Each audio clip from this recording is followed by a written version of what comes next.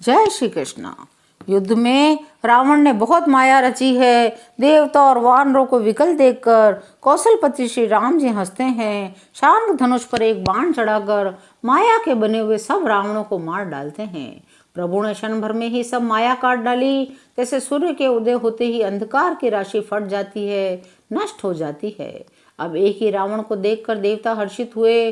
उन्होंने लौटकर प्रभु पर बहुत से पुष्प बरसाए। श्री रघुनाथ जी ने भुजा उठाकर सब वानरों को लौटाया। जल्दी से कूदकर वे रणभूमि में आ गए। देवताओं को श्री राम जी की स्तुति करते देखकर रावण ने सोचा, मैं इनकी समझ में एक हो गया, परंतु इन्हें यह नहीं पता इनके लिए तो मैं एक ही बहुत हूँ। उसने कहा, अरे मूर्खों, तुम तो सदा ही मेरे मरेल हो, मेरी मार खाने वाले हो। ऐसा कहकर वह आकाश में देवताओं की ओर दौड़ा। देवता हाहाकार करते हुए भागे। रावण ने कहा, दुष्टों, मेरे आगे से कहाँ जा सकोगे। देवताओं को व्याकुल देखकर अंगद दौड़े। उछलकर रावण का पैर पकड़कर उन्होंने उसे पृथ्वी पर गिरा दिया। उसे पकड़कर पृथ्वी पर गिराकर लात मारकर बालीपुत्र अंगद प्रभु के पास चले। रावण संभल कर उठा, बड़े भयंकर कठोर शब्द से गरजने लगा। उसने सब योद्धाओं को घायल और भय से व्याकुल कर दिया। अपना बल देखकर वह हर्षित होने लगा। रघुनाथ जी ने रावण के सिर, भुजाएं, बाण और धनुष काट डाले, लेकिन वे फिर बहुत बढ़ जाते हैं। जैसे तीर्थ में किए हुए पाप बढ़ जाते हैं, कई गुना अधिक भयानक फल उत्पन्न करते हैं। शत्रु के सिर और भुजाओं की बढ़ती देखकर रीछ वानरों को बहुत ही क्रोध आया। यह मूर्ख भुजाओं के और सिरों के कटने पर भी नहीं मरता। ऐसा कहते हुए वानर और भालू कुल योद्धा क्रोध करके दौड़े। बाली पुत्र अंगद, मारुति, हनुमान जी, नल, नील, वानर राज सुग्रीव, द्विविध आदि बलवान उस पर वृक्ष और पर्वतों का प्रहार करते हैं। वह उन्हीं पर्वतों और वृक्षों को पकड़कर वानरों को मारता है। कोई एक वानर नखों से शत्रु के शरीर को फाड़कर भाग जाते हैं, कोई उसे लातों से मारकर भाग जाते हैं। खून देखकर रावण के हृदय में बड़ा दुख हुआ। उसने उनको पकड़ने के लिए हाथ फैलाए, पर वे पकड़ में नहीं आते। तब उसने क्रोध करके उछलकर दोनों को पकड़ लिया। पृथ्वी पर पटकते समय वे उसकी भुजाओं को मरोड़कर भाग छूटे। हनुमान जी आदि सब वानरों को मूर्छित करके संध्या का समय पाकर रावण हर्षित हुआ। समस्त वानर वीरों को मूर्छित देखकर रणधीर जामवान दौड़े। जामवान के साथ जो भालू थे, वे वृक्ष और पर्वत धारण किए रावण को ललकार ललकार कर मारने लगे। बलवान रावण क्रोधित हुआ। पैर पकड़ पकड़ कर वह अनेकों योद्धाओं को पृथ्वी पर पटकने लगा। जामवान ने अपने दल का विध्वंस देखकर क्रोध करके रावण की छाती में लात मारी। छाती में लात का प्रचंड आघात लगते ही रावण व्याकुल होकर रथ से पृथ्वी पर गिर पड़ा। उसे मूर्छित देखकर फिर लात मारकर ऋक्षराज जामवान प्रभु के पास चले गए। रात्रि जानकर सारथी रावण को रथ में डालकर उसे होश में लाने का उपाय करने लगा।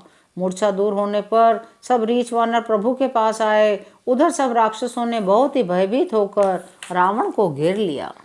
उसी रात रिष्टा ने सीता जी के पास जाकर उन्हें सब कथा सुनाई। शत्रु के सिर और भुजाओं की बढ़ती का संवाद सुनकर सीता जी के हृदय में बड़ा भय हुआ।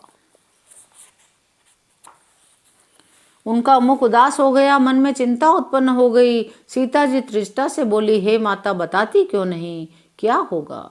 संपूर्ण विश्व को दुख देने वाला यह किस प्रकार मरेगा? श्री रघुनाथ जी के बाणों से सिर कटने पर भी नहीं मरता।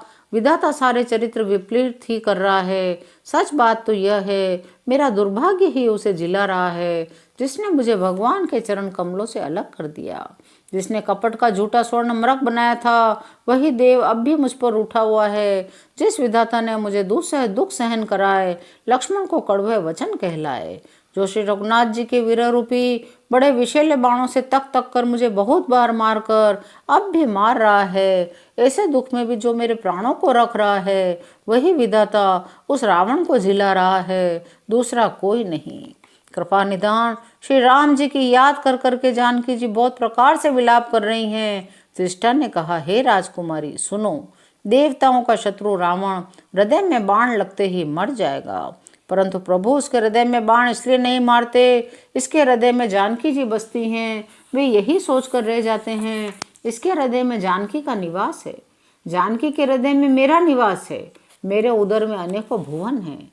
रावण के हृदय में बाण लगते ही सब भुवनों का नाश हो जाएगा। यह वचन सुनकर सीता जी के मन में अत्यंत हर्ष और विषाद हुआ देखकर त्रिजटा ने फिर कहा, हे सुंदरी, महान संदेह का त्याग कर दो। अब सुनो, शत्रु इस प्रकार मरेगा। सिरों के बार बार काटे जाने से जब वह व्याकुल हो जाएगा, उसके हृदय से तुम्हारा ध्यान छूट जाएगा, तब अंतर्यामी श्री राम जी रावण के हृदय में बाण मारेंगे। ऐसा कहकर सीता जी को बहुत प्रकार से समझाकर त्रिजटा अपने घर चली गई। श्री राम जी के स्वभाव का स्मरण करके जानकी जी को अत्यंत विरह व्यथा उत्पन्न हुई। वे रात्रि की और चंद्रमा की बहुत प्रकार से निंदा कर रही हैं। वे कह रही हैं, रात युग के समान बड़ी हो गई है, वह बीतती ही नहीं। जानकी जी श्री राम जी के विरह में दुखी होकर मन ही मन भारी विलाप कर रही हैं। जब विरह के मारे हृदय में दारुण दाह हो गया, तब उनका बायां नेत्र और बाहु फड़क उठे। शकुन समझकर उन्होंने मन में धैर्य धारण किया, अब कृपालु श्री रघुवीर अवश्य मिलेंगे। आधी रात को रावण मूर्छा से जगा, सारथी पर रुष्ट होकर कहने लगा, अरे मूर्ख, तूने मुझे रणभूमि से अलग कर दिया। अरे अधम, अरे मंद बुद्धि, तुझे धिक्कार है, धिक्कार है। सारथी ने चरण पकड़कर रावण को बहुत प्रकार से समझाया। सवेरा होते ही वह रथ पर चढ़कर फिर दौड़ा। रावण का आना सुनकर वानरों की सेना में खलबली मच गई। विकट और विकराल वानर भालू हाथों में पर्वत लिए दौड़े। वे अत्यंत क्रोध करके प्रहार करते हैं। उनके मारने से राक्षस भाग चले। वानरों को बड़ा ही प्रबल देखकर रावण ने विचार किया। अंतर्धान होकर उसने क्षण भर में ही माया फैला दी। जब उसने माया रची, तब भयंकर जीव प्रकट हो गए। बेताल, भूत, पिशाच हाथों में धनुष बाण लिए प्रकट हो गए। योगिनियां एक हाथ में तलवार, दूसरे हाथ में मनुष्य की खोपड़ी लिए ताजा खून पीकर नाचने और गाने लगी।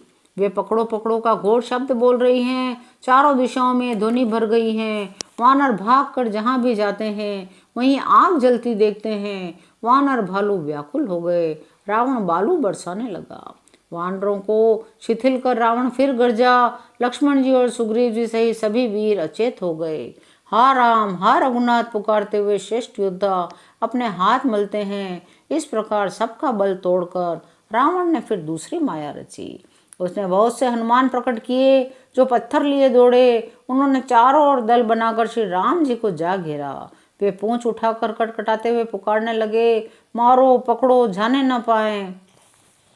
उनके पूंछ दसों दिशाओं में शोभा दे रहे हैं। उनके बीच में कौशलराज श्री राम जी हैं। उनके बीच में कौशलराज सुंदर श्याम शरीर ऐसी शोभा पा रहा है मानो ऊंचे तमाल वृक्ष के लिए अनेक इंद्रधनुषों की श्रेष्ठ बाढ़ बनाई गई हो। प्रभु को देखकर देवता हर्ष और विषाद युक्त हृदय से जय जय जय ऐसा बोलने लगे। रघुवीर ने क्रोध करके एक ही बाण से निमिष मात्र में रावण की सारी माया हर ली। माया दूर हो जाने पर वानर भालू हर्षित हुए। वृक्ष और पर्वत ले लेकर सब लौट पड़े। श्री राम जी ने बाणों के समूह छोड़े। रावण के हाथ सिर फिर कट कट कर पृथ्वी पर गिर पड़े। उसी चरित्र के कुछ गुणगान मंद बुद्धि तुलसीदास जी ने कहे हैं। जैसे मक्खी भी अपने पुरुषार्थ के अनुसार आकाश में उड़ती है, सिर और भुजाएं बहुत बार काटी गई, फिर भी वीर रावण मरता नहीं। प्रभु तो खेल कर रहे हैं, परंतु मुनि सिद्ध देवता उस क्लेश को देखकर बड़े व्याकुल हैं। शिव जी कहते हैं, हे उमा, जिसकी इच्छा मात्र से काल भी मर जाता है, वही प्रभु सेवक की प्रीति की परीक्षा ले रहे हैं। विभीषण जी ने कहा, हे सर्वज्ञ, हे चराचर के स्वामी, हे शरणागत के पालन करने वाले, सुनिए, इसके नाभि कुंड में अमृत का निवास है। रावण उसी के बल पर जीता है। यह वचन सुनते ही कृपालु श्री रघुनाथ जी ने हर्षित होकर हाथ में विकराल बाण लिए नाना प्रकार के अपशकुन होने लगे। आकाश में जहां तहां केतु प्रकट हो गए। दसों दिशाओं में अत्यंत दाह होने लगा। मंदोदरी का हृदय बहुत कांपने लगा। मूर्तियां नेत्र मार्ग से जल बहाने लगी। मूर्तियां रोने लगी। आकाश से वज्रपात होने लगा। अत्यंत प्रचंड वायु बहने लगी। देवताओं को भयभीत जानकर कृपालु श्री रघुनाथ जी धनुष पर बाण संधान करने लगे। कानों तक धनुष को खींचकर रघुनाथ जी ने 31 बाण छोड़े। वे श्री रामचंद्र जी के बाण ऐसे चले मानो कल सर्प हो। एक बाण ने नाभि के अमृत कुंड को सोख लिया। दूसरे 30 बाण कोप करके उसके सिरों और भुजाओं में लगे। बाण सिरों और भुजाओं को लेकर चले। धड़ प्रचंड वेग से दौड़ता है, जिससे धरती धंसने लगी। मरते समय रावण घोर शब्द से गरज कर बोलता है, राम कहाँ है? मैं ललकार कर उनको युद्ध में मारूं। रावण के घिरते ही पृथ्वी हिल गई। समुद्र, नदियां, दिशाओं के हाथी, पर्वत क्षुब्ध हो उठे। रावण धड़ के दोनों टुकड़ों को फैलाकर भालू और वानरों के समुदाय को दबाता हुआ पृथ्वी पर गिर पड़ा। रावण की भुजाओं और सिरों को मंदोदरी के सामने रखकर राम बाण वहां चले जहां जगदीश्वर श्री राम जी थे। सब बाण जाकर तरकस में प्रवेश कर गए। यह देखकर देवताओं ने नगाड़े बजाए। रावण का तेज प्रभु के मुख में समा गया। यह देखकर शिवजी और ब्रह्मा जी हर्षित हुए। ब्रह्मांड भर में जय जय की ध्वनि भर गई। प्रबल भुजदंड वाले श्री रघुवीर की जय हो। देवता और मुनियों के समूह फूल बरसाते हैं और कहते हैं कृपालु की जय हो, मुकुंद की जय हो, जय हो। आज की कथा यहीं विराम लेती है। शेष अगले अंकों में। जय श्री राम।